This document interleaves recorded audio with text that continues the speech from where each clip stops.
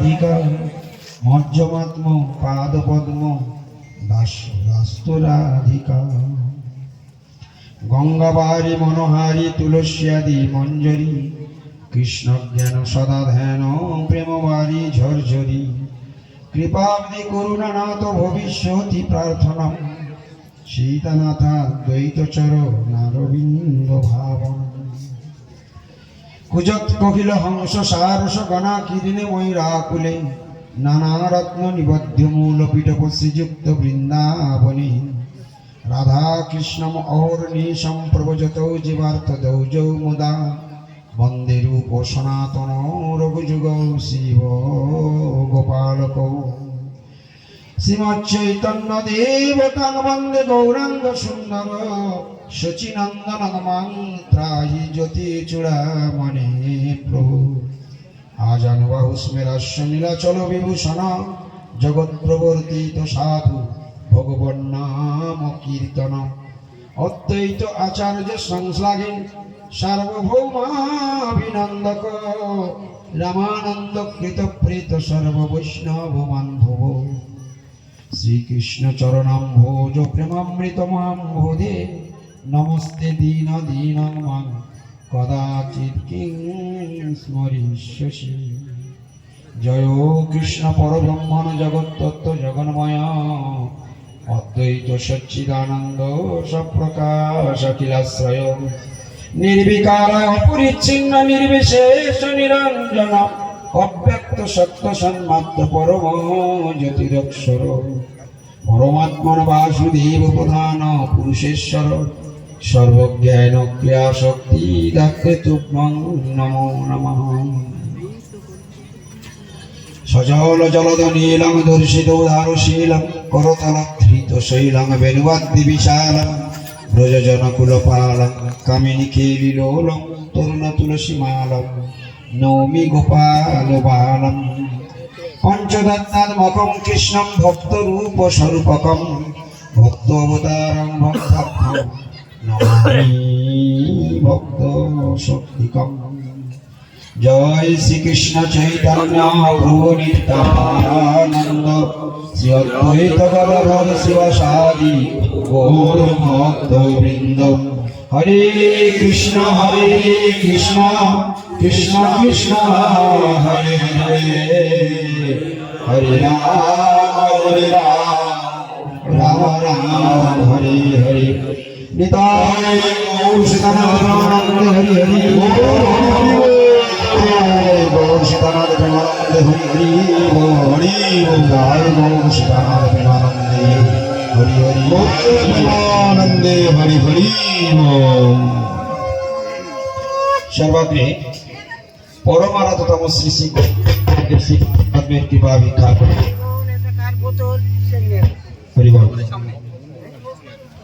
সর্বাগ্রে গৌরী গুরুমার্গের শ্রী পাদপদ্মের কৃপা ভিক্ষা করে আজকে দক্ষিণ 24 পরগনা গৌরী মিশন নামহট্ট সংঘের তৃতীয় নামহট্টে আমরা সকলে সমবেত হয়েছি ভগবানের কিছু কথা শ্রবণ করবার মানুষের।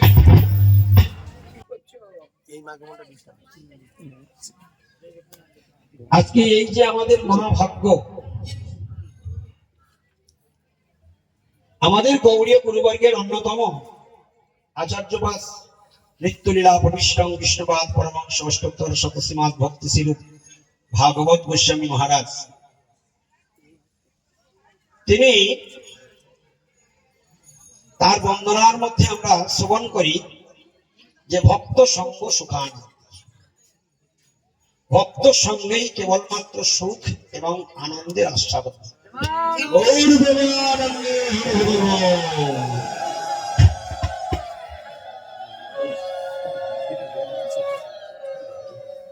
ভক্ত সঙ্গেই কেবলমাত্র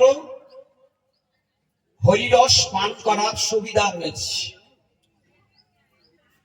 ভক্ত সঙ্গেই কেবলমাত্র ভক্তিরস পান করবার সুবিধা রয়েছে, প্রেম রস আস্বাদন করবার সুবিধা রয়েছে। জড়জাগতিক কোন ব্যক্তির সঙ্গে এই ভক্তিরস প্রেম রস আস্বাদন করবার সুযোগ নেই।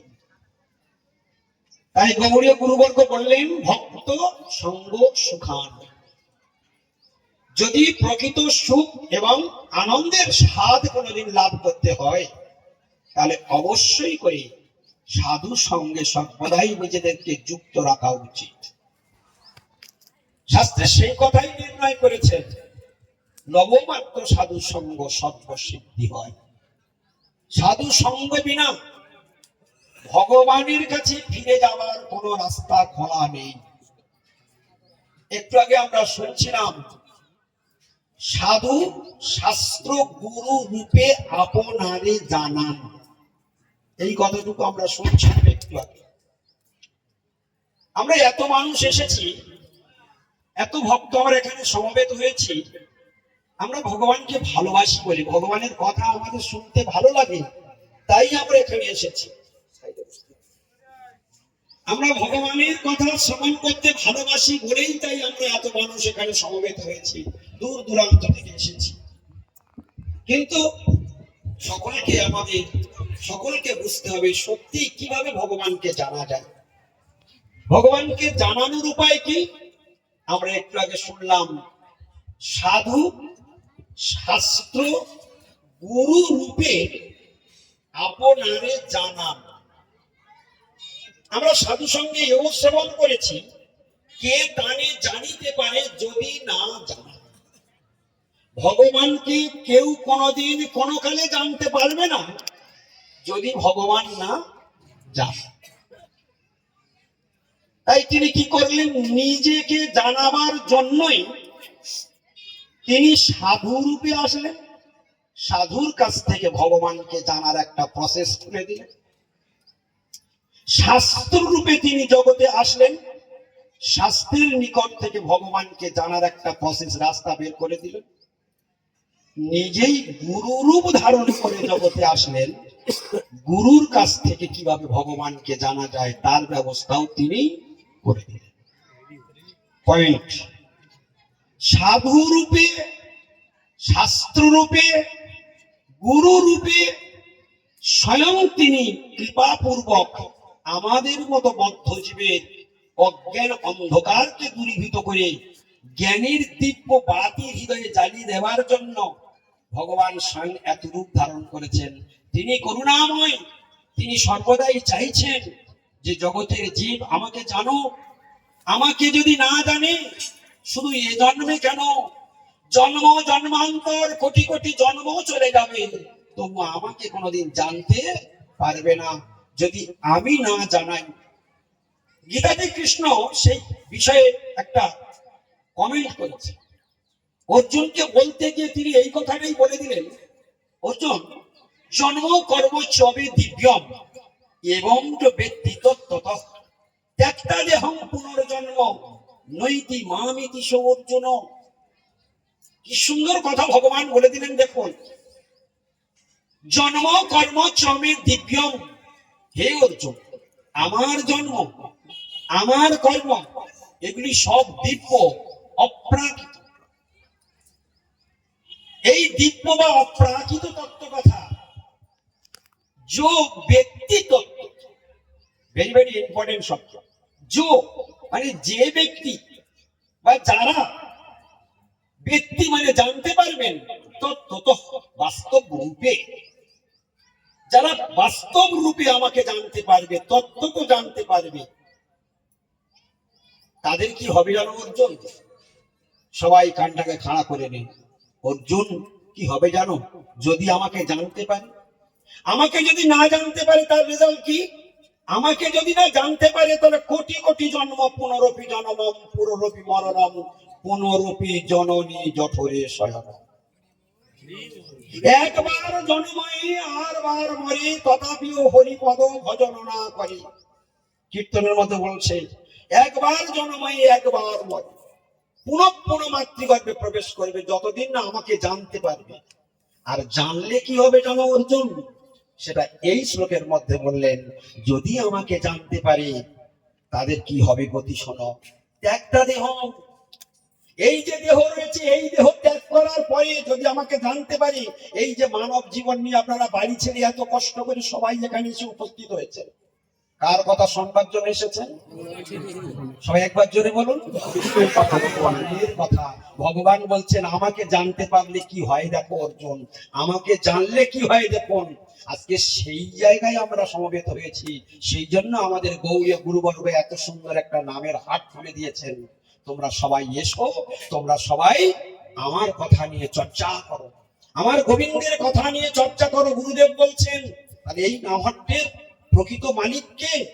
স্বয়ং গুরুদেব।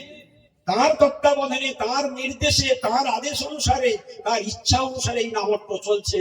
যে আমার শিষ্যরা কি খেয়ে বেঁচে থাকবে, তাদের আত্মার খোরাক দিতে হবে। তারা তো প্রতিদিন নামহট্ট, প্রতিদিন তো মঠ মন্দিরে আসতে পারবে না। তারা গ্রামে গঞ্জে শহরে নগরে তারা নিজ নিজ স্থানে তারা ইষ্ট গোষ্ঠী করে ভগবানের কথাগুলো কালচার করুক, তারা তাদের আত্মার খোরাক গুলো। আর সেই সঙ্গের একটা মারাত্মক সঙ্গ হলো এই নামহট্ট সংঘ। আজকে এখানে ভগবানের কথা পরিবেশন করবার ব্যবস্থা হয়েছে, ভগবানকে নিয়ে চর্চা করবার জন্য ব্যবস্থা হয়েছে। চর্চা করলে কি হয় সেটা পরে আসছে, এখন এই কথাটা আমরা আগে শুনে নেই। ভগবান বললেন যদি আমাকে জানতে পারে তাহলে কি হবে। বললেন ত্যাগটা দেহং, দেহ ত্যাগ করার পর পুনর্জন্ম ন বিদ্যতে তার আর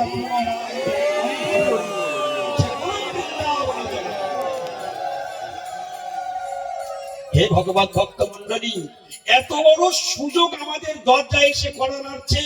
কি কষ্ট! খাও দাও হরিনাম গাও, ভোরবেলা একটু বিছানা ছেড়ে একটু স্নান করে একটু তিলক করে ভগবানের নাম গুণগান কীর্তন করো, ভগবানের ভোগ লাগাও, ভগবানকে একটু সেবা করো, আর সাধু সঙ্গে একটু ভগবানের কথা শ্রবণ করো। এইরকম নাচা গাওয়ার মধ্যে দিয়ে, হরি সেবার মধ্যে দিয়ে, ভগবানের প্রসাদ সেবা করতে করতে একটু তুলসীতে জল দেব, কি এত কষ্ট! একটু তুলসী পরিক্রমা করব, কি এত কষ্ট! একটু মুখে হরিনাম করব, কি এত কষ্ট! সেই 3 বার রান্না করব, রান্নাটা ভগবানের ভোগ লাগিয়ে দিয়ে শুধু প্রসাদ রূপে পাবো, কি এমন কষ্ট!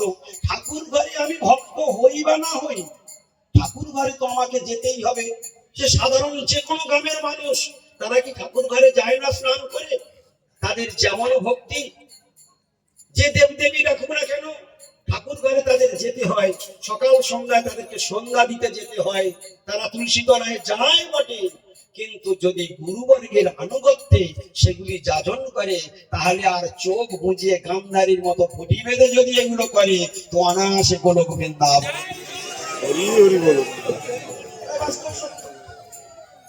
এই জন্য সাধু সঙ্গে হরি কীর্তন করলে গোলকে চলে যাওয়া যায়, নিত্য ধামে চলে যাওয়া যায়। ভগবান বলেছেন ত্যাগটা দেহ ত্যাগ করার পর পুনর্জন্ম ন বিদ্যতে। ন বিদ্যতে মানে হয় না, ন বিদ্যতে মানে হয় না। তাহলে পুনর্জন্ম ন বিদ্যতে মানে কি দাঁড়ালো? পুনর্জন্ম হয় না। তাহলে বারবার মাতৃগর্ভে যারা ঢুকবে তাদের হরি ভজন করতে হবে না।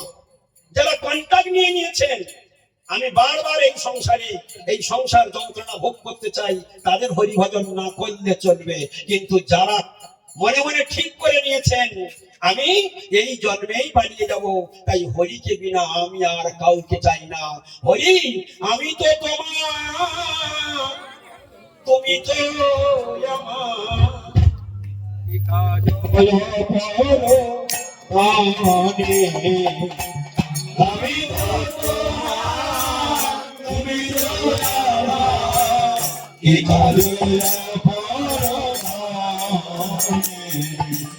কত সুন্দর কথা! হরি আমি তোমার আর তুমি আমার, কি কাজ অপরধনে। এই কথাটা বলা যত সহজ, এ বোঝাটা একটু শক্ত আছে। কি কাজ অপরধনে মানে? কি কাজ অপরধনে?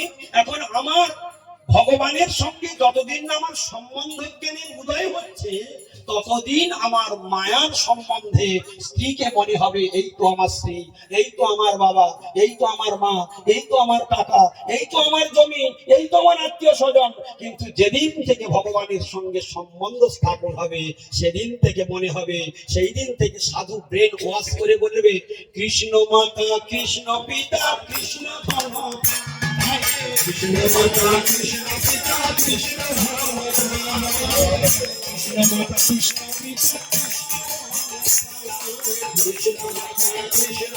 মাতা কৃষ্ণ পিতা সম্বন্ধ হওয়া লাগে। এই আমার স্ত্রী, এই আমার বাবা, এই আমার মা, এই আমার বাড়ি গাড়ি, এই আমার টাকা পয়সা, এই আমার ব্যাংক ব্যালেন্স। আর সাধুর কাছে যখন ব্রেন ওয়াশ হয়ে গেল, সাধু সব চোখের পর্দা ছানি কেটে দিয়ে দিল, তখন বলছে কৃষ্ণ মাতা কৃষ্ণ পিতা কৃষ্ণ ধন কৃষ্ণ প্রাণ। আচ্ছা, কোনটা দিব্য জ্ঞান? এখানে দুটো কথার মধ্যে যখন বলছে স্ত্রী আমার, পুত্র আমার, বাবা আমার, মা আমার, এই জ্ঞানটা কি জ্ঞান? আর যেদিন সে বলছে কৃষ্ণই মাতা কৃষ্ণই আমার পিতা কৃষ্ণই আমার ধন কৃষ্ণই আমার প্রাণ, চোখের সামনে একটু দেখুন, আজকে হাতে কলমে প্র্যাকটিক্যাল নিয়ে যান। কৃষ্ণ মাতা, কেন কৃষ্ণ মাতা? মহামায়া জড়া প্রকৃতি দুর্গা দেবীর গর্ভে কারণদর্শাই বিষ্ণু জীবরূপ বীর্যকে নিক্ষেপ করলেন, তাই ব্রহ্ম রূপ আর জড়া প্রকৃতি দুর্গা দেবী আমাদের মা। আর ভগবান কৃষ্ণ বললেন অহং বীজপ্রদ পিতা, আমি বীজ প্রদানকারী বাবা।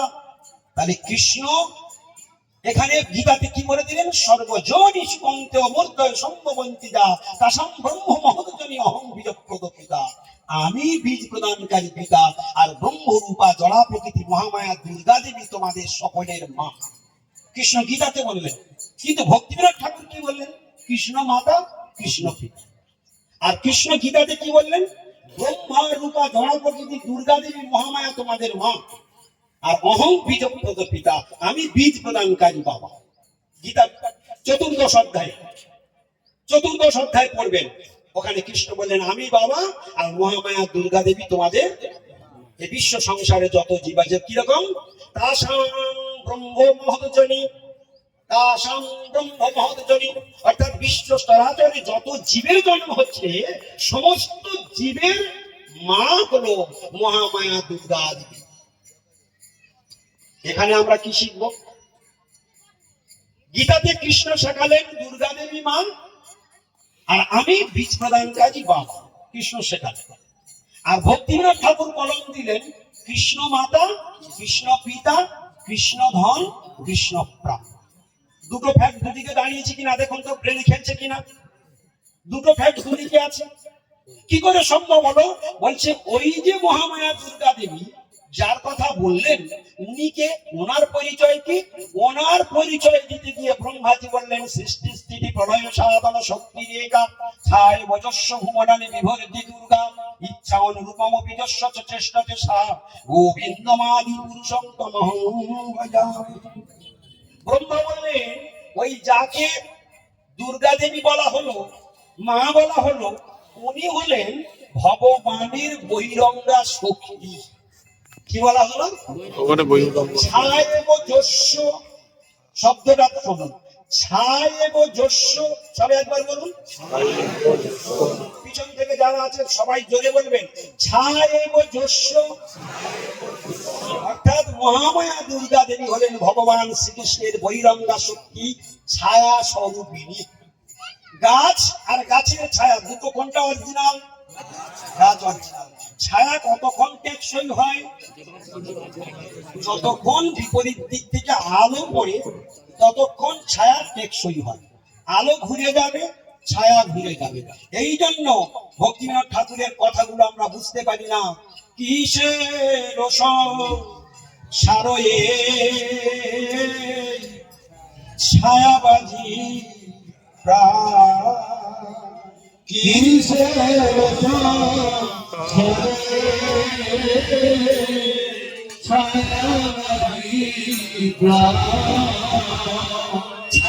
ছায়াবাজি কীর্তন আমরা করি, কিন্তু ছায়াবাজিটা কি বুঝতে পারি? কিসের ছায়াবাজি? মানে ছায়ার ধর্ম হলো এই আছে এই নাই। আমার স্ত্রী কতক্ষণ থাকবে? এই আছে এই নাই। আমার স্বামী কতক্ষণ থাকবে? এই আছে এই নাই। রোদ যখন ঘুরে যাচ্ছে, ছায়া কখন ঘুরে যাচ্ছে। স্বামীর যৌবন অবস্থায় গলায় মালা দিলাম, এখন চোবরা বসে 32 পাটি দাঁত সব পড়ে গেল। হ্যাঁ, এত কত টুকটুকে যুবক দেখে মালা দিলাম, কিন্তু এখন বিধির ইচ্ছায় কি হয়ে গেল? হ্যাঁ, বসে গেল, চোখরা বসে গেল, দাঁত পড়ে গেল, সেই রূপ আর নাই। বলে এই ছায়া ঘুরে যাচ্ছে, রোজ ঘুরে যাচ্ছে, ছায়া ঘুরে যাচ্ছে, রোজ চলে যাবে, ছায়া ফিনিশ হয়ে যাবে। বলো হরি প্রেমানন্দে হরি বল। ভক্তিবিনোদ ঠাকুরের কীর্তন গুলো আমরা বুঝতে পারি না। বলছে কিসের সংসারে ছায়াবাজি প্রায়, আজ থেকে সাবধান হয়ে যান। এ কথা যে যত বেশি চিন্তা করবে না, সে তার জীবনে পায়ের তলার মাটি ঢালাই হয়ে যাবে। এখন থেকে সাবধান, মায়া বড় বলবতী, এত শক্তিশালী এই মায়া। ভগবান শ্রীকৃষ্ণ শব্দ কি শব্দ উচ্চারণ করেছেন? দূরত্বয়া, মম মায়া দূরত্বয়া। এ মায়া এতটাই শক্তিশালী, ও সব জানবে, শুনবে, বুঝবে, কিন্তু তবুও বলবে আমার, তবুও বলবে, ও জানে কেউ কারণ নয়, তবুও বলবে আমার।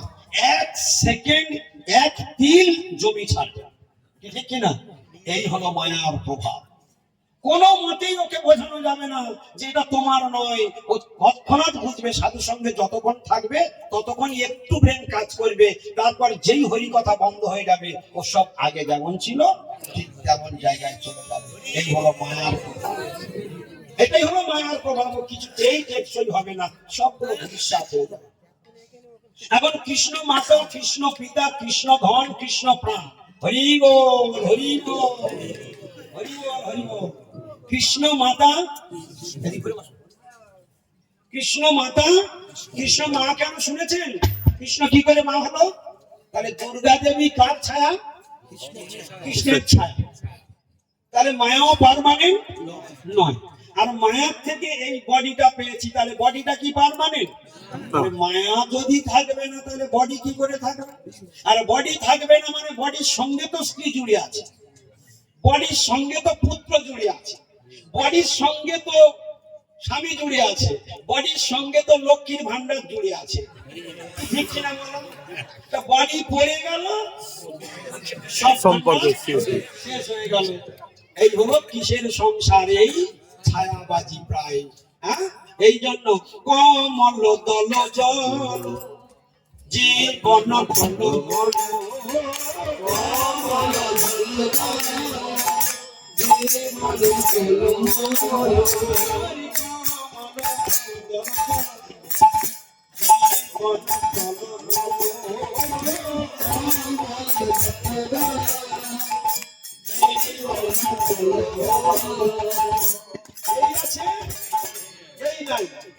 জীবন।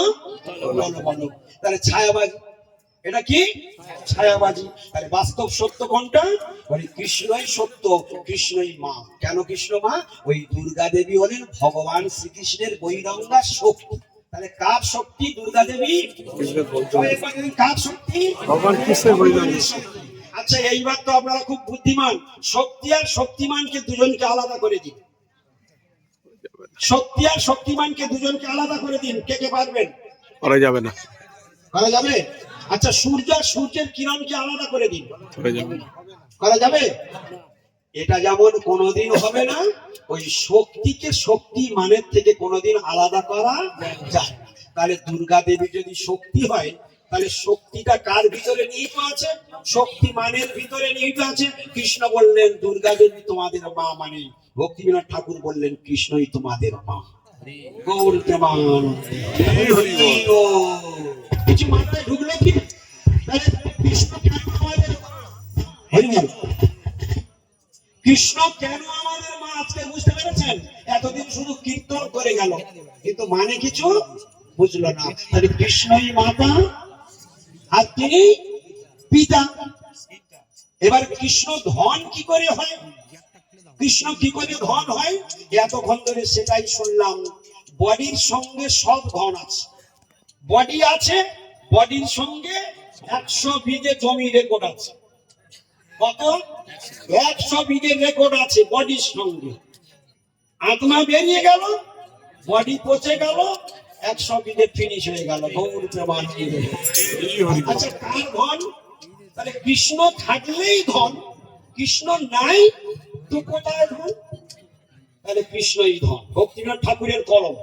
তাহলে কৃষ্ণ মাতা পেয়ে গেলাম, কৃষ্ণ পিতা সেটাও পেয়ে গেলাম, আর কৃষ্ণ ধন সেটাও পেয়ে গেলাম। এবার কৃষ্ণ প্রাণ, প্রাণটা কি করে?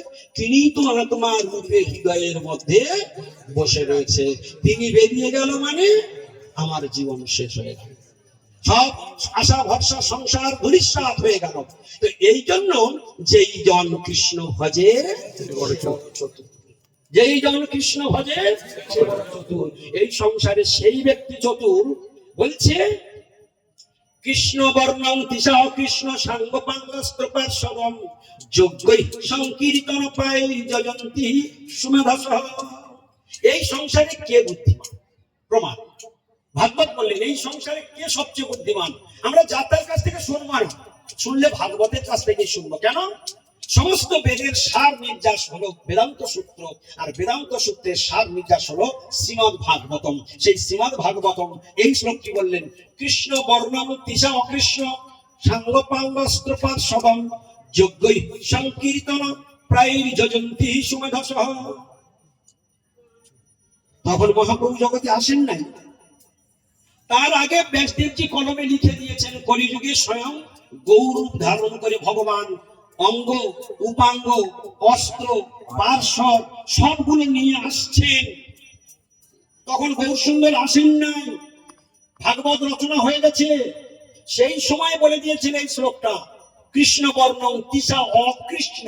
অকৃষ্ণ মানে গৌর বর্ণ, অকৃষ্ণ মানে কৃষ্ণ বর্ণং তিসা অকৃষ্ণ সাঙ্গপাঙ্গ অস্ত্র পার্শ্বদম। স্বযুক্ত অঙ্গ, স মানে নিজে আসবে, তার অঙ্গ আসবে নিত্যানন্দ অদ্বৈত আচার্য, উপাঙ্গ আসবে অন্যান্য অংশগুলি, পার্শ্বদ শিবাসাদী ভক্ত মন্ডলী সব আসবে, আর অস্ত্র হলো হরিনাম। অস্ত্র হলো হরিনাম, অস্ত্র হলো হরিনাম।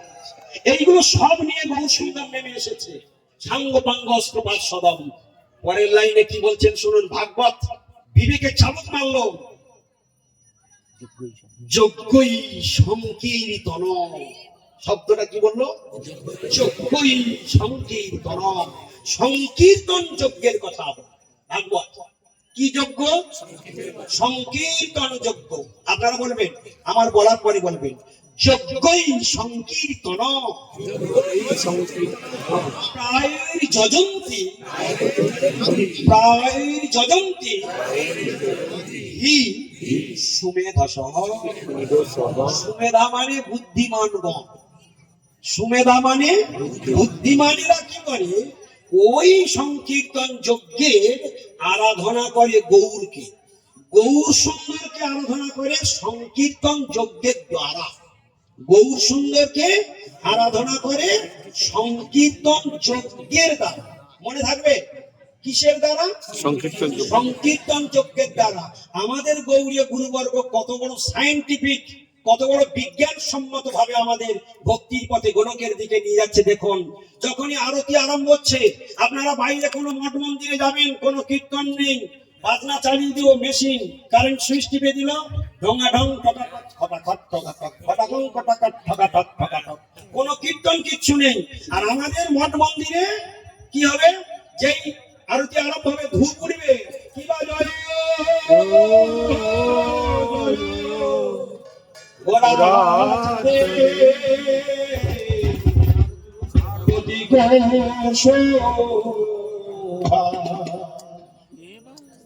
জাহ্নবী তট মনে জগবন।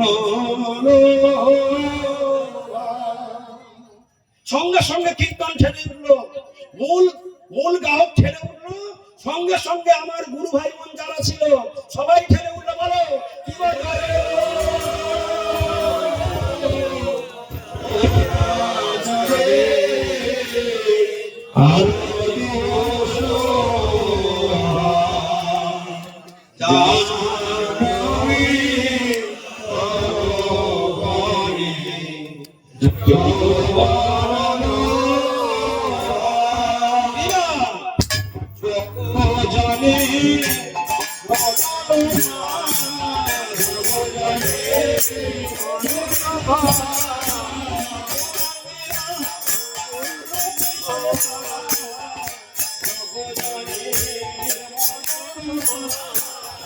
গৌর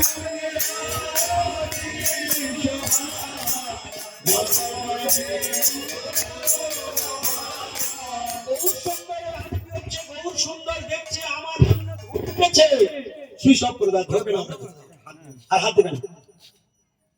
গৌর সুন্দর দেখছে হাজারি আমার এতগুলো ভক্ত, আমার এতগুলো সন্তান, সবাই কারোর স্বরে। আচ্ছা একা একা গাইলে কীর্তন, আর সবাই মিলে গাইলে, একটা ছেলে যদি বাবাকে ভালোবাসে বাবার কেমন লাগে, সব ছেলেগুলো যদি একসঙ্গে ভালোবাসে বাবার কেমন হয়?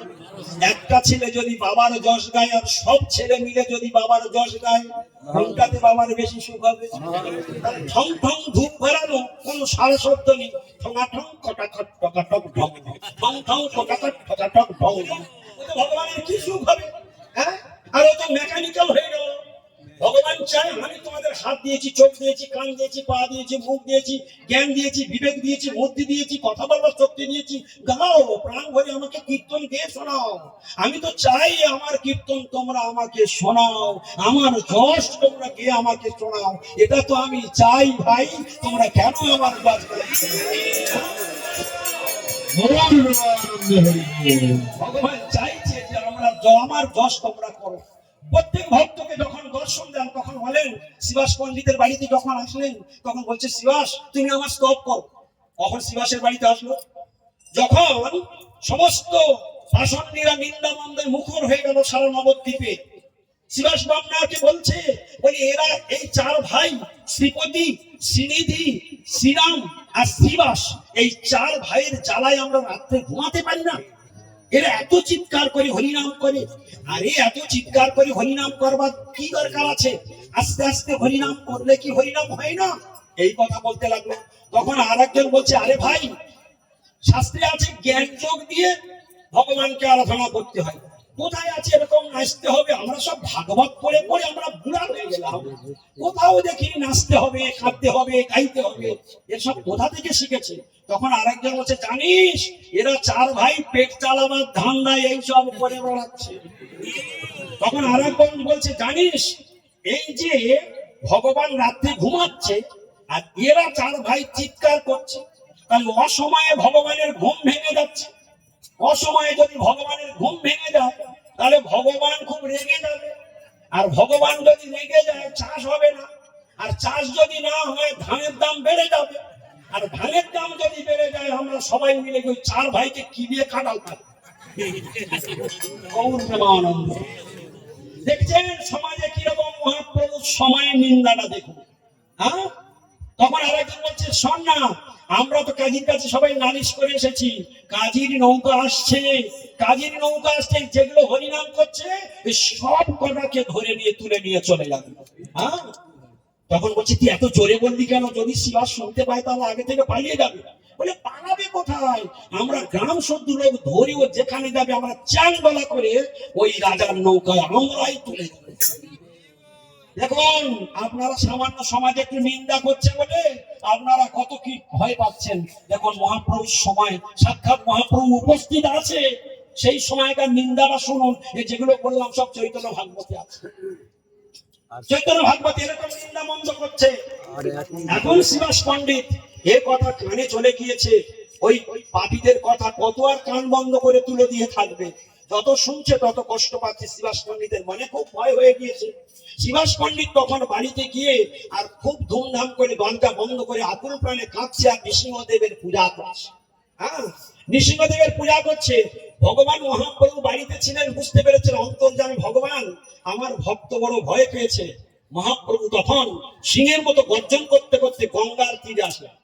গঙ্গার তীরে যখন আসলেন চারিদিকে তাকাচ্ছে, চারিদিকে তাকাচ্ছে, মানে এমন ভাবে গর্জন করছে, সংহারি সংহারি, মানে এমন ভাব জেগে গেছে।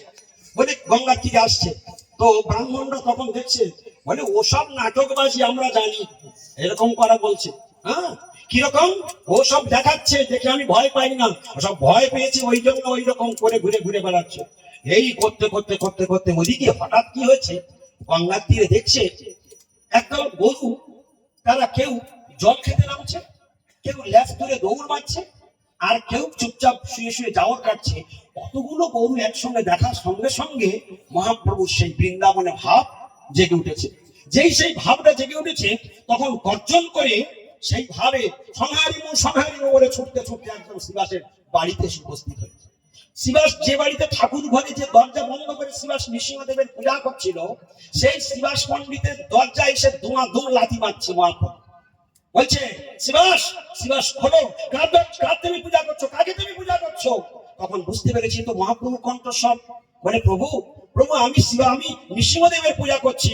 সঙ্গে সঙ্গে এক লাফে যে বিষ্ণু খট্টার উপরে পূজা করছিল, এক লাফে স্বয়ং মহাপ্রভু বিষ্ণু খট্টার উপর শঙ্খ চক্র গদা পদ্ম মূর্তি ধারণ করে তার উপরে বলছে, কাহারে পুজিস তুই? কাহারে পুজিস তুই?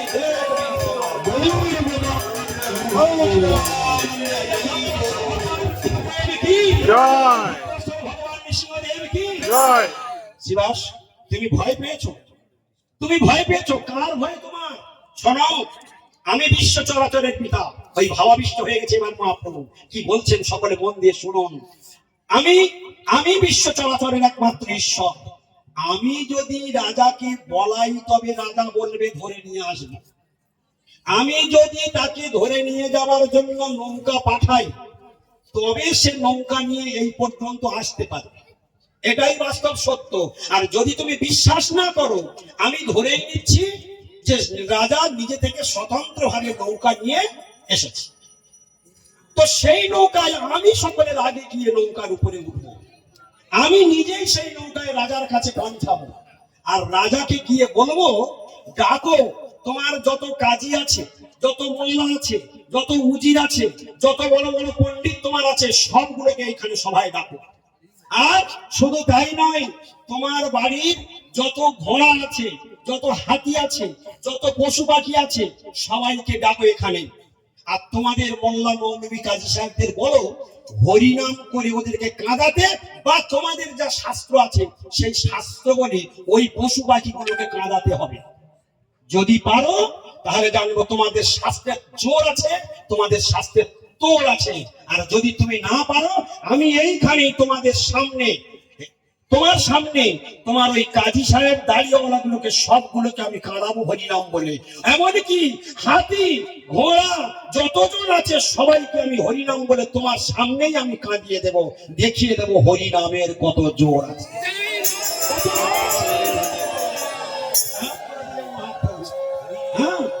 শিবাস পণ্ডিতকে বলছে, দেখবে তোমার বিশ্বাস হয় না? তখন কি বলছে, শোনো শিবাস, আমি তার প্রমাণ দিচ্ছি হরিনামের কত শক্তি দেখো। তখন পাশে ওই শিবাসের ভাতুষপুত্রী ছোট্ট 4 বছরের নারায়ণী পাশে ছিল। তখন শিবাস, তোমার বিশ্বাস হয় না আমার কথা? দেখো আমি তার প্রমাণ দিচ্ছি। তখন সেই ছোট্ট 4 বছরের নারায়ণীকে বলছে, নারায়ণী তুমি কৃষ্ণ বলে কাঁদো। আর যেই বলেছে, তখন সেই 4 বছরের নারায়ণী হা কৃষ্ণ করে কাঁদতে শুরু করেছে। তার ভয় শিবাস, তুমি শিবাস ভয় পেয়েছো? বলছে, না প্রভু, আর আমার ভয় নেই। যখন পাষণ্ডীরা নিন্দা করে, তখন তোমার নাম করি আমার ভয় লাগে না। আর এখন তুমি স্বয়ং আমার ঘরে উপস্থিত আছো, এখন আমার কিসের ভয়? তাহলে তুমি আমার স্তব করো, তুমি স্তব করো। ভগবান কি বলছে? তুমি আমার স্তব করো। তখন সেই স্তব আরম্ভ করেছেন। বিশ্বম্ভর চরণে আমার নমস্কার, নবঘন বর্ণপিত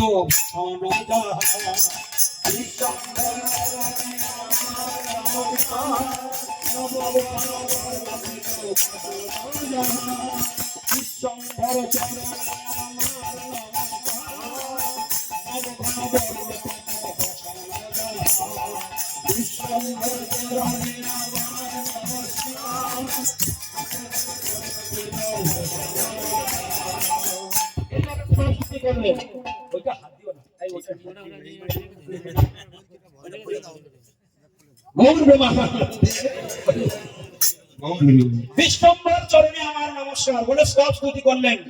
এইবারে যে একের পর এক বিভিন্ন কাহিনী এখানে রয়েছে।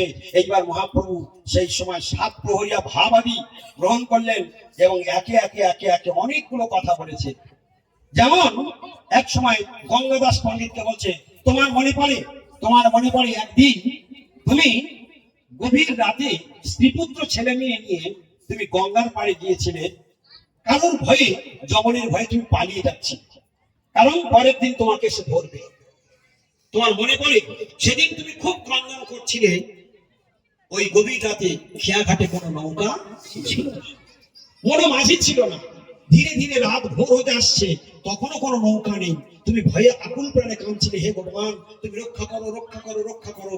সেই সময় আমি নিজে মাঝি সেজে নৌকা নিয়ে আমি তোমাদের পার করে দিয়েছিলাম। আর একজন ভক্ত বলছে, তোমার মনে পড়ে তুমি একদিন সারা রাত জোরে ভুগছিলে, সারা রাত শুধু ভগবানকে আমাকে স্মরণ করছিলে, আমি নিজে ছদ্মবেশে তোমার কাছে গিয়ে তোমার মাথায় হাত বুলিয়ে দিয়ে তোমার জ্বর সেরে এসেছিলাম। সে কথা কি তোমার মনে পড়ে? সে কথা তোমার মনে পড়ে? একের পর এরপরে বলছে, হঠাৎ বলছে, সেই নাড়া নাড়া যে আমাকে গোলকের সিংহাসন থেকে আমাকে হিজড়ে টেনে নামিয়ে নিয়ে এসেছে, সে এখন এখন শান্তিপুরে গিয়ে বসে রয়েছে, শান্তিপুরে গিয়ে বসে রয়েছে, চেষ্টা করছে, আমাকে পরীক্ষা করছে আমি সেই ভগবান কিনা। হ্যাঁ, যাও তাকে এক্ষুনি ধরে নিয়ে এসো। একের পর এক সব ভক্তদের বলে দিচ্ছে। তাহলে ভগবান যখন ভাবাবিষ্ট হয়েছেন, স্বয়ং তিনি বলে দিচ্ছেন। আবার যখন কাউকে দর্শন করাচ্ছেন, দৈত্যিক বিপ্রকে দর্শন দিয়ে বলছেন, খবরদার আমি এখন গুপ্ত অবস্থায় আছি, এই আমি যে তোমাকে অষ্টভুজ মূর্তি দেখালাম, এটা খবরদার বলে দিও না। যদি তুমি বলে দাও তাহলে তুমি হয় বোবা হয়ে যাবে, আর নতুবা তোমার মৃত্যু হয়ে যাবে। গৌর প্রেমানন্দে কাউকে জানতে দাও না। তাহলে যখন তিনি ভাবাবিষ্ট হন, তখন তিনি কি করছেন? সব পূর্বের কথাগুলি বলে দিচ্ছেন। আর যখন তিনি লীলা করছেন, তখন তিনি কি করছেন? আমি ভগবান নয়, আমি কৃষ্ণের দাসানুদাস, আমি কৃষ্ণের দাসানুদাস বলে ভগবান পরিচয় দিচ্ছেন। এই জন্য এখানে এই কথাটা আসলাম, এই কথাটা এখানে এসেছি এই কারণে। শ্রীবাস পণ্ডিত বলছে, তুমি শ্রীবাস আমার স্তব করো, আমার স্তব করো। স্তব মানে কি? আমার যশ প্রশংসা করো। তাহলে আমরা যখন সবাই মিলে কীর্তন করি, সেই কীর্তনের মধ্যে কি থাকে? ভগবানের যশ থাকে, ভগবানের রূপ থাকে, ভগবানের নাম থাকে, ভগবানের গুণ থাকে, ভগবানের লীলা থাকে। আমরা কীর্তন করি না, আমরা কীর্তনের মধ্যে ভগবানের নাম রূপ গুণ লীলা দেখি না। আমরা কীর্তন করি, গৌরাঙ্গ তুমি মরে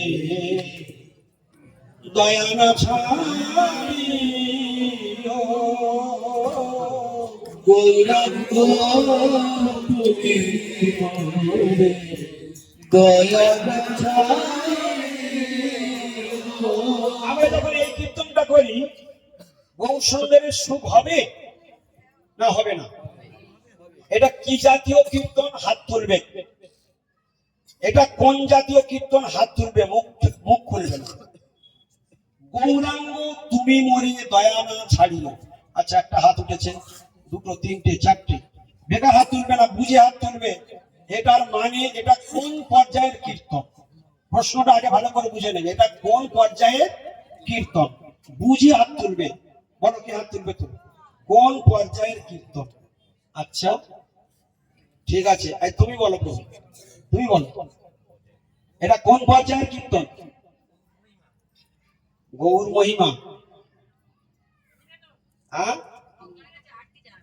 ভগবানের কাছে আরতি জানানো।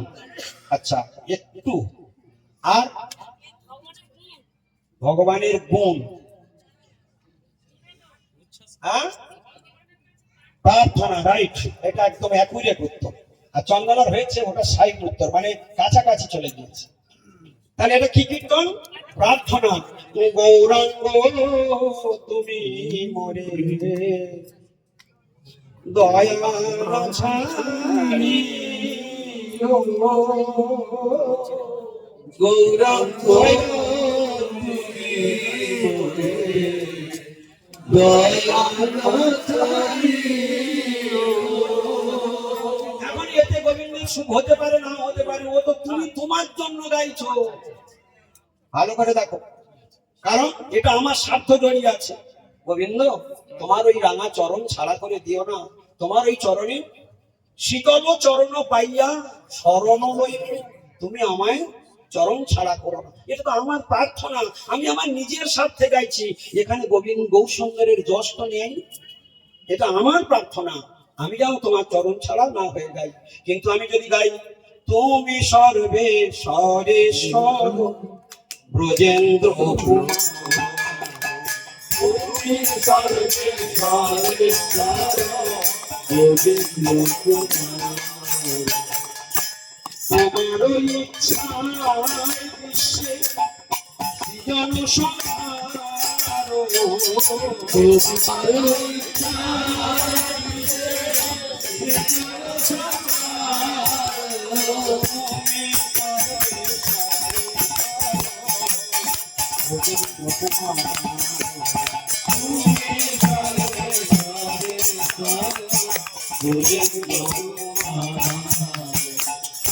ইচ্ছা মতে ব্রহ্ম করে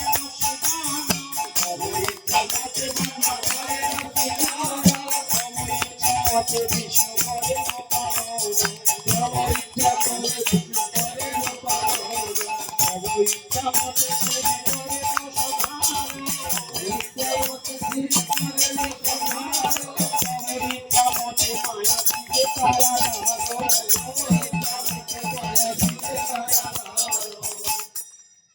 এটা কি হচ্ছে? এটা কি কীর্তন? ভগবানের তার গুণ কীর্তন, ভগবানের সরাসরি যশ। তুমি হে কৃষ্ণ, তুমি সর্ব ঈশ্বরের ঈশ্বর, তোমার ইচ্ছায় বিশ্বের সৃজন সংহার। হে কৃষ্ণ, তোমার ইচ্ছায় ব্রহ্মা সৃষ্টি করে। হে কৃষ্ণ, তোমার ইচ্ছায় বিষ্ণু পালন করে। হে কৃষ্ণ, তোমার ইচ্ছায় শিব সংহার করে। হে কৃষ্ণ, তোমার ইচ্ছায় মায়া কারাগার সৃজন করে। তব ইচ্ছা মতে জীবের জন্ম মরণ। হে কৃষ্ণ, তোমার ইচ্ছায় জীবের জন্ম হয়, তোমার ইচ্ছায় জীবের মরণ হয়। সরাসরি প্রশংসা, ঠিক না? জনস্তুতি। ওই জন্য কীর্তনের পর্যায়ে ভাগ আছে। দৈন নিবেদন, শরণাগতি, কল্যাণ কল্পতরু, গীতমালা, জামন ভাবাবলী, প্রার্থনা, দৈনমূলক, বিজ্ঞপ্তি, শিক্ষাষ্টক, নামাষ্টক, প্রত্যেক কীর্তনের ভাগ রয়েছে। এসবগুলো চিনতে হবে। মনশিক্ষা যে কীর্তন আছে, ধরিব শরণে তোমার, ধরিব চরণে তুমি মন ব্রজ ভূমি ভূমি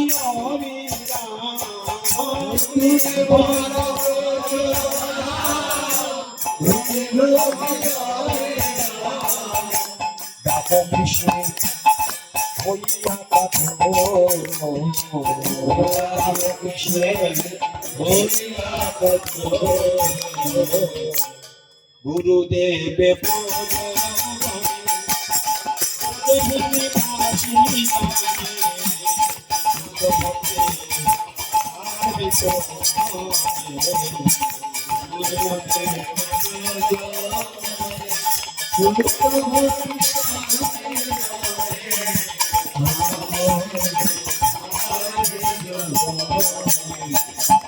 এই কীর্তনটির গলা কি ছিল? ব্রজভূমি চিন্তামণি, চিদানন্দ রত্নখনি, যথানিত্য রসের বিলাস। আমি ওই কীর্তনের গলাটা ওখানে গেয়ে দিয়েছি, তাই তো? গৌরী প্রেমানন্দে হরি হরি বল। তাহলে ব্রজভূমি চিন্তামণি, চিদানন্দ রত্নখনি, যথানিত্য রসের বিলাস। ধরি মন চরণে তোমার, তুমি মন ব্রজধাম, তুমি মন ব্রজধাম, ভ্রমি ভ্রমি অবিরাম, ডাকো কৃষ্ণে হইয়া কাতো।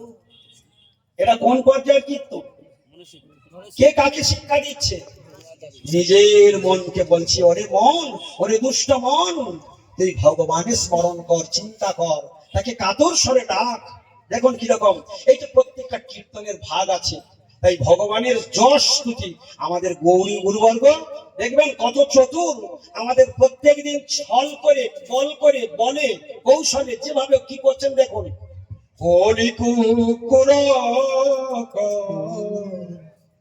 ধন যদি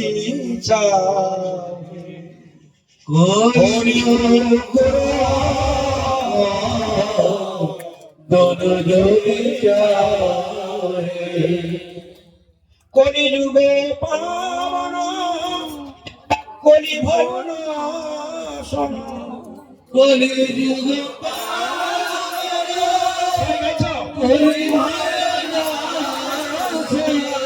ওই ছেলে গাইবে কলিযুগ কলি ভবন শোন কলিযুগ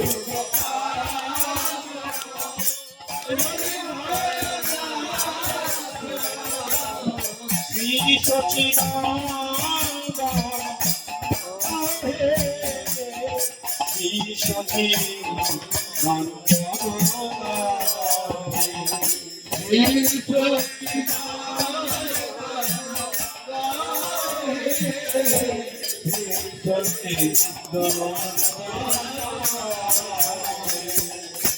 ওদিকে পূজারী ধূপ ঘোরাচ্ছে, হ্যাঁ, ভগবানকে আরতি করছে, বহু সুন্দর দেখছে। আহা, আমার ভক্তগণ আমার সামনে দাঁড়িয়ে আমার গুণকীর্তন করছে। কি গুণকীর্তন করছে? বলে কলি কুকুর কদম যদি চাও। কথাটার মানে কি? কলিকে কুকুর বলে গালি দিয়েছে। কলিকে কীর্তন করে মানে বোঝে না, কলিকে কুকুর বলে গালি দিয়েছে। কুকুরের হাত থেকে কারোর রেহাই নেই, ও কাউকে ছাড়বে না, ও সকলকে ঘাড় মটকে নিজের খপ্পরে নিয়ে নেবে, নিজের অধীনে নিয়ে নেবে। এই জন্য বলছে কলি কুকুর কদম যদি চাও। যদি মানে এখানে অনেক বেড়াজাল আছে। কদম মানে মুক্তি, কদম মানে কলি কুকুর কদম যদি চাও হে। তাহলে কলিরূপ কুকুরের হাত থেকে যদি তুমি নিজেকে মুক্তি করতে চাও, রেহাই করতে চাও, তাহলে তোমার একমাত্র কাজ কি? কলিযুগ পাবন কলি ভয় নাশন শ্রী সচিদানন্দ।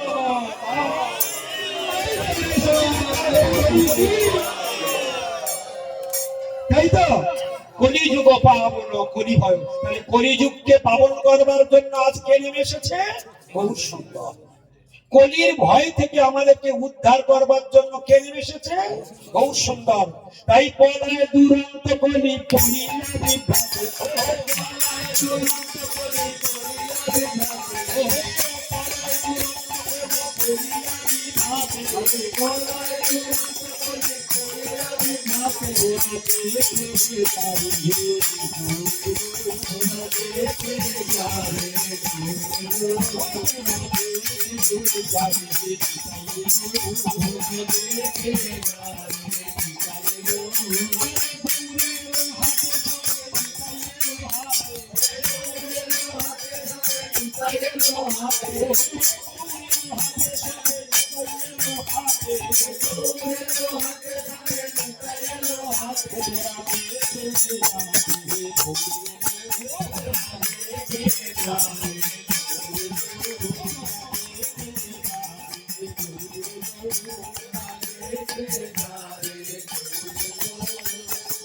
তাহলে পলায় দুরন্ত কলি বলিয়া বিখ্যাত।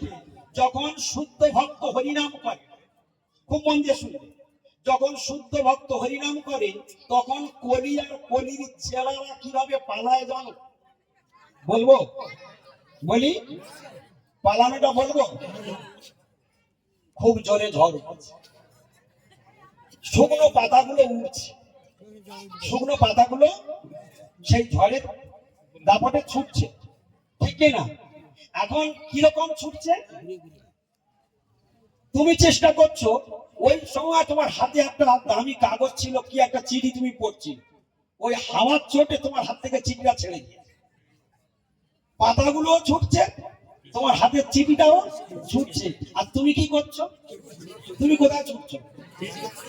যেই কাগজটা থেমেছে, হাওয়া কমেছে, কাগজটা থেমেছে, ও সঙ্গে সঙ্গে পুরো থেকে খুব জোরে বাতাস ধাক্কা মেরেছে, ফের ও ছুটে চলে, ও তখন ছুটেছে, ফের ছুটেছে। এই করতে করতে এখান থেকে 1 কিলোমিটার চলে যাচ্ছে কাগজের পিছনে, পড়ি কি পড়ি। আর পাতা ধৃতম যথাদলম, শুকনো পাতা, বাতাসে তাড়িত পাতা যেমন দৌড়াতে শুরু করে, এই রকম কলি আর কলির চালা পলায় দুরন্ত কলি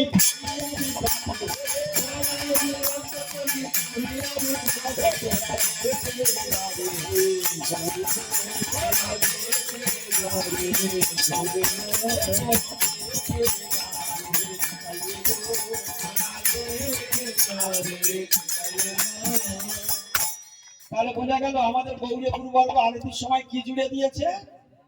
কলি যুগ পাবন কলি ভয় না শোনো শ্রী শচী নন্দন গাও হে। তাহলে আমাদের আর কোনো ভয় আছে? আর ওইদিকে ভক্তিবিনোদ ঠাকুর কলম দিলেন, আর নাই কো কলির ভয়, নাই কো কলির ভয়।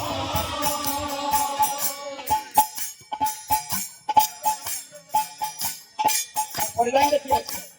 ও নাই কলির ভয়,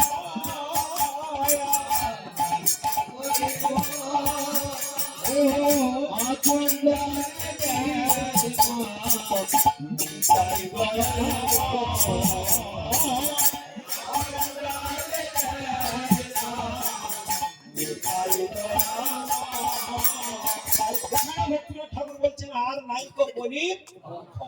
আর ওখানে কি বললো? পলায় দুরন্ত কলি করিয়া বিভ্রাতি। আর এদিকে কি শুনলাম? কলিযুগ পাবন কলি ভয় না শোনো শ্রী শচী নন্দন গাও হে।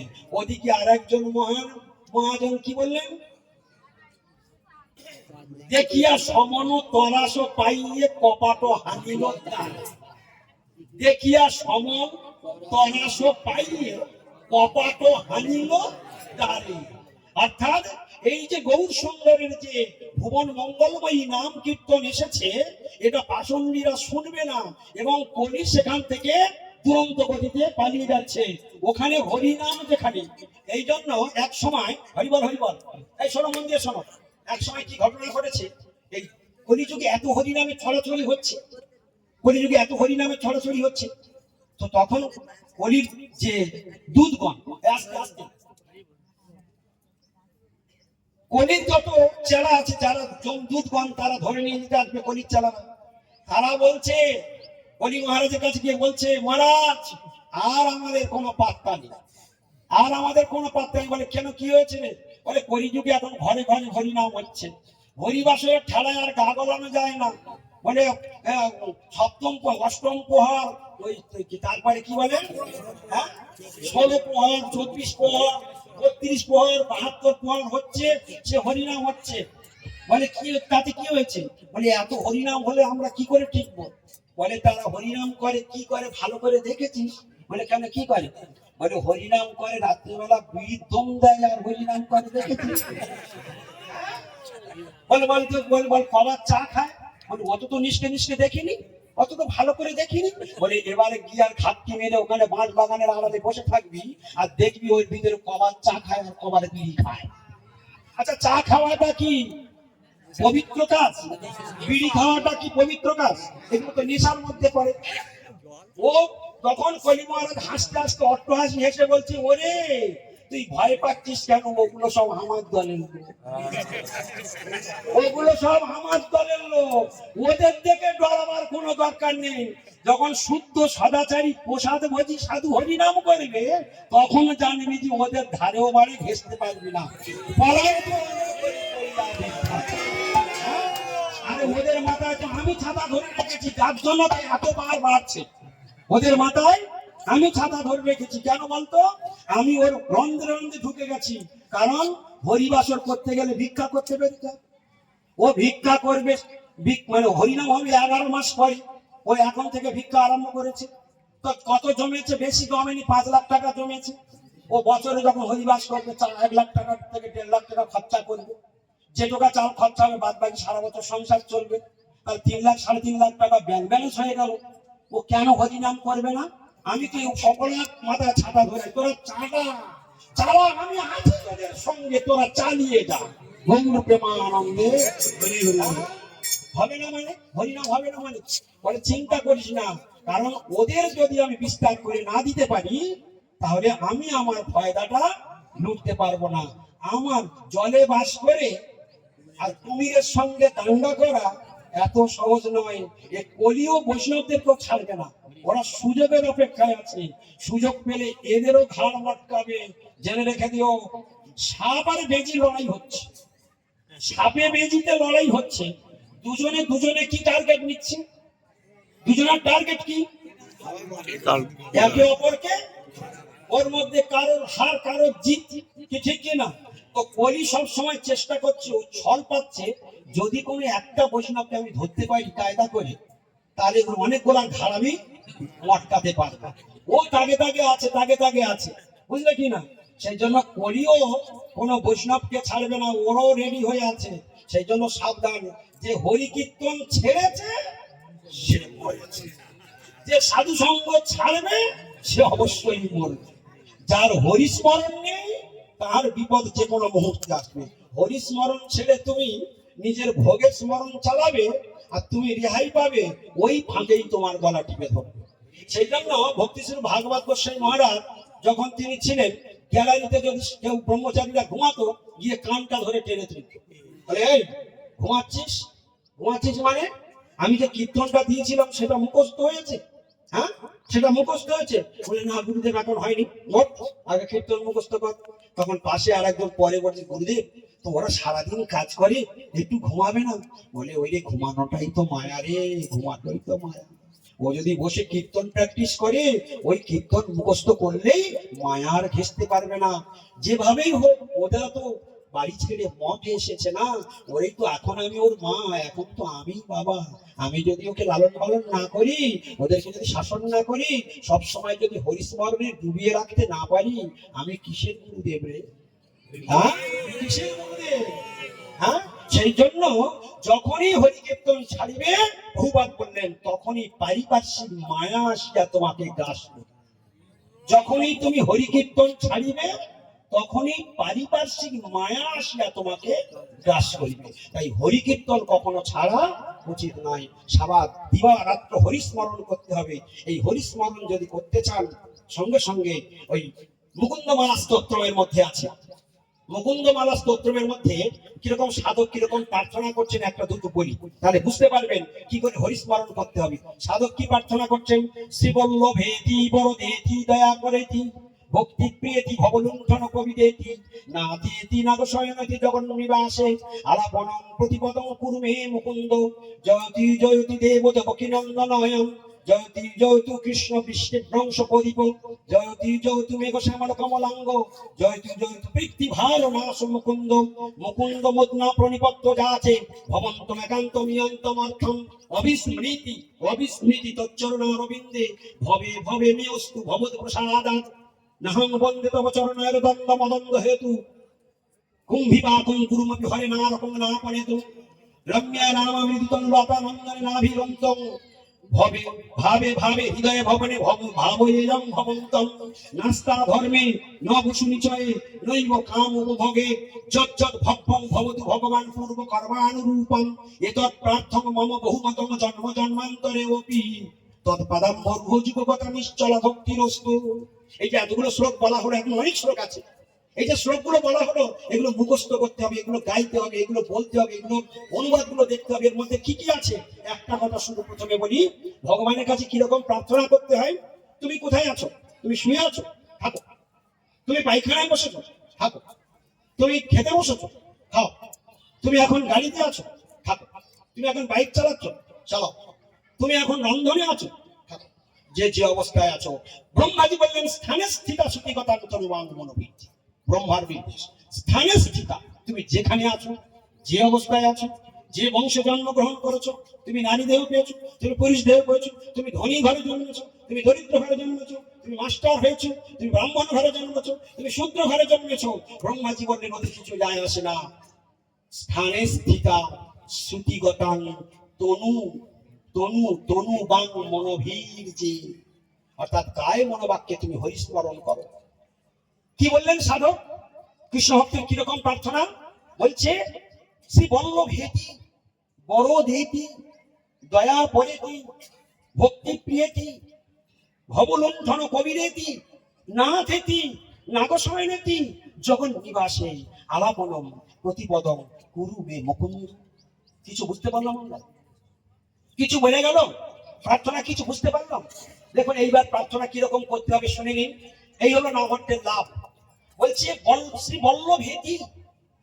শ্রী বল্লভেতি মানে হে নারায়ণ। বরদেতি, হে বর প্রদানকারী ভগবান, হে বরদ। দয়া পরেতি, হরে কৃষ্ণ।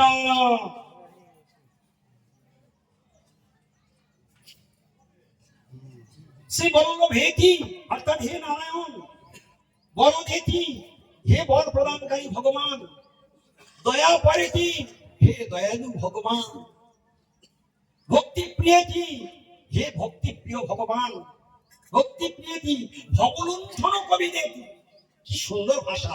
ভবলুণ্ঠন কবিদেতি অর্থাৎ ভগবন্ধন মোচনকারী রূপে যিনি নিপুণ, তাকে বলছেন ভবলুণ্ঠন কবিদেতি অর্থাৎ ভববন্ধন মোচনকারীতে যিনি নিপুণতা লাভ করেছেন, তাই বলছেন ভবলুণ্ঠন কবিদেতি। নাথেতি অর্থাৎ হে প্রভু। নাদ শয়নেতি, হে অনন্ত শয়ন। ভগবান কোথায় শয়ন করে থাকে? নাদ শয়নেতি অর্থাৎ নাদের উপরে শয়ন করে আছে। বাংলায় যদি বলি অনন্ত শয়ন, হে অনন্ত শয়ন।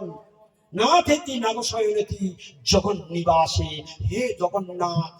আলাপনম প্রতিপদম কুরু মে মুকুন্দ। এই শব্দটা আপনারা বলবেন, আমি বলবো তারপর আপনারা বলবেন। আলাপনম প্রতিপদম কুরু মে মুকুন্দ। অর্থাৎ এই কথাটার মানে কি? আলাপনম অর্থাৎ কীর্তন। আলাপনম প্রতিপদম, প্রতি পদে পদে কীর্তন। আলাপনম প্রতিপদম কুরু মে, করো আমাকে। আলাপনম প্রতিপদম কুরু মে মুকুন্দ। হে মুকুন্দ, তুমি নিরন্তর আমাকে কৃষ্ণ কীর্তনে রত রেখে দাও। আমার মন যেন আর অন্যদিকে কোনো দিকে। হরিস্মরণটা কিরকম করতে হবে? নিরন্তর। হরিস্মরণটা কিভাবে করতে হবে? আমরা ছোট্ট ছোট্ট একটা কথা শুনলাম। ভগবানের কথা অনন্ত, যদি আমরা এখন আর 1 ঘন্টা পাঠ করি, কিন্তু আমরা কেউ এ কথা ছাড়তে পারবো না। আরো প্রচুর কথা বলার আছে, কিন্তু আমরা সময়ের জালে সবাই বন্দী। আজকে আমাদের অনেকগুলো গুরু ভাই এসেছেন, তারা অনেক গুরু ভাই হরি কথা বলেছেন। আগামী দিনে গতবারে যারা চান্স পেয়েছে, এবারে তারা চান্স পায়নি। এর পরের বারে আবার এখন যারা বলেছে তাদের আবার একটু ঘুরিয়ে ঘুরিয়ে দেওয়া হবে। প্রত্যেকবারই চেষ্টা করা হবে সকলকে ঘুরিয়ে ঘুরিয়ে দেওয়ার, কারণ একবারে সবাই প্রতিদিন চান্স পাবে না। সেই জন্য কেউ দুঃখ করবেন না। হরি কথা বলার থেকে শ্রবণের ইচ্ছাটা সব থেকে ভালো। শ্রবণেই মুক্তির দরজা খোলে। যিনি কীর্তন করছেন তিনি কীর্তন করে যে ফল পাবেন, যিনি শ্রবণ করছেন তিনি সেই ফল পাবেন। দুজনের একই নাম্বার। কিন্তু বক্তার অহংকার আছে। আমি হরি কথা বললাম, সকলে তাকে প্রণাম করবে, সকলে তাকে সম্মান করবে, সেই নাম যশ প্রতিষ্ঠাতে তার পতনের সম্ভাবনা আসবে। কিন্তু সদাকে কেউ ছুটে গিয়ে প্রণাম করতে যাবে না, তার ভান্ডারটা ঠিক থাকবে, তার ভান্ডার খালি হবে না। আর যে পুণ্য স্বীকৃতি আদি যা কিছু সঞ্চয় করেছে ওর স্টকটা পুরো থাকবে। আর যে পাঠ করতে আসবে তার মানযশ প্রতিষ্ঠা বাড়বে, সকলে গিয়ে প্রণাম করবে, আর তার থেকে মাইনাস হয়ে হয়ে তার চলে যাবে। গৌর প্রেমানন্দ। আচ্ছা, পাঠ করা লাভ না শ্রবণ করা লাভ? এই জন্য আমরা যেন সবাই পাঠক না হয়ে যাই, পাঠক হবার দরকার নেই। এইটাই জেনে রাখবেন। একটা কথা আজকে লাস্ট বলে যাই, খুব মূল্যবান কথা। পাঠক হতে হবে। পাঠক তুমি আপনা থেকেই হয়ে যাবে। কিভাবে হয় পাঠক? কিভাবে হয়? যে যত শ্রবণে পটু, শ্রবণে যে যত দক্ষ, হরি কথাতে সে তত বড় দক্ষ। কিছু বোঝাতে পারলাম কথাটা? যার যাদের শ্রবণ শক্তি তার শ্রবণে যার লোভ বেশি, হরি কথাতে সেই ব্যক্তি তত পটু হবে। ও আপনা থেকে কারোর যোগ্যতা ঠেসে ঠেসে দান করে দিতে হবে না। যার যত হরি কথা শ্রবণের লোভ বেশি হবে। কি করে হবে একটু প্রমাণ দেখিয়ে দিই।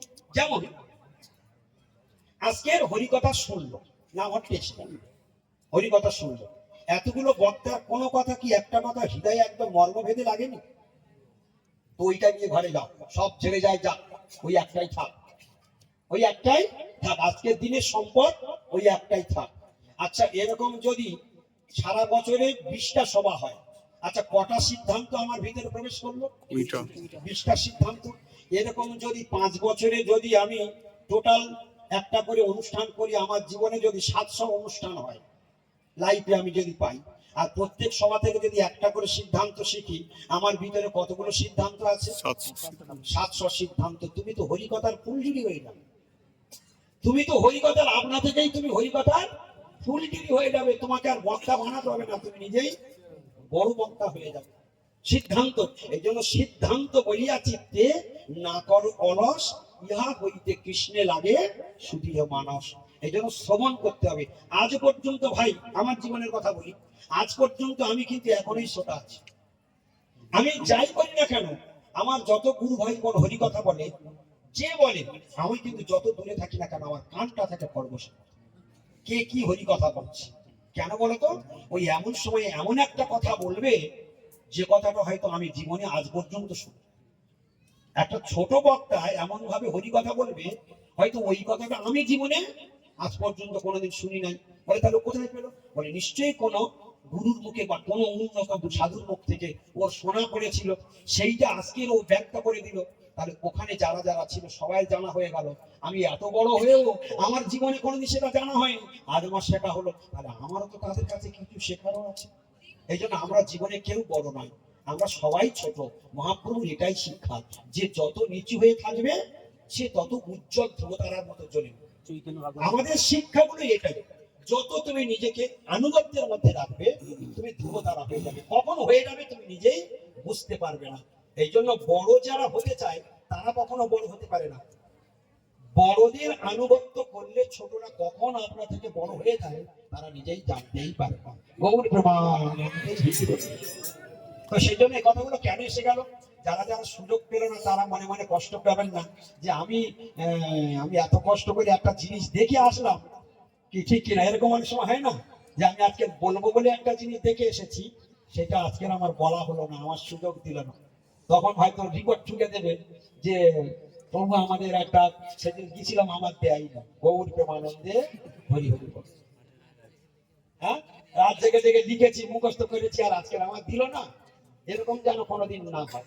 দেখবে ওইটাই হয়তো হবে তোমার পরিশ্রমের সাধনার ফল। কখনো ব্যর্থ হয়, হয়তো দেখবে একদিনই ওইটাই তুমি চান্স পেয়ে যাবে, এমন জায়গায় চান্স পেয়ে যাবে, ওইটাই বলে তুমি, মানে তার মানে তোমার এখন ওইটা ঠিক হয়নি, ভগবানের ইচ্ছা হয়নি, তাই তুমি বলতে পারো।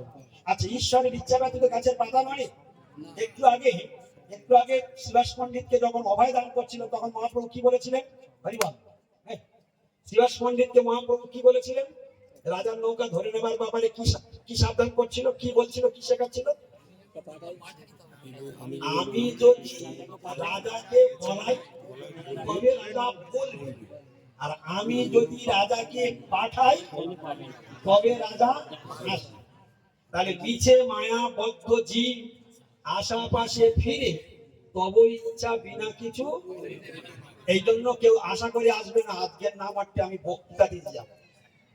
আজকে আমি নামাটে বক্তৃতা দিতে যাব। যেমন সদানন্দের আচমকা ধাক্কা মেরেছে, জানেই না যে আমার ঘাড়ে আজকে বজ্রপাত হবে। ওদিনে আমাদের মাস্টারমশাই কোনো প্রস্তুতি নেই, বলিনি, হঠাৎ আচমকা তুলে দিয়েছে। এই জন্য আপনারা জেনে রাখবেন, নামাটে গেলে হঠাৎ কোনোদিন না কোনোদিন দেখে ফেলবে। কোন দিন কার দিকে দৃষ্টি পড়ে যাবে বলা যাবে না। সবাই কে কোন দিন চান্স পাবে কিছু বলা যাবে না। তবে জেনে রাখবেন, যে যেদিন চান্স পাবেন সেটা তার ঈশ্বরের ইচ্ছা, ভগবানের ইচ্ছা ব্যতীত, গুরুদেবের ইচ্ছা ব্যতীত কিছু হয় না। তবে একদিন সবাই চান্স পাবে না, সবাই ধীরে ধীরে ধীরে ধীরে চান্স পাবে। হরে কৃষ্ণ। রাম দর্শন। আচ্ছা, হ্যাঁ, প্রশ্ন।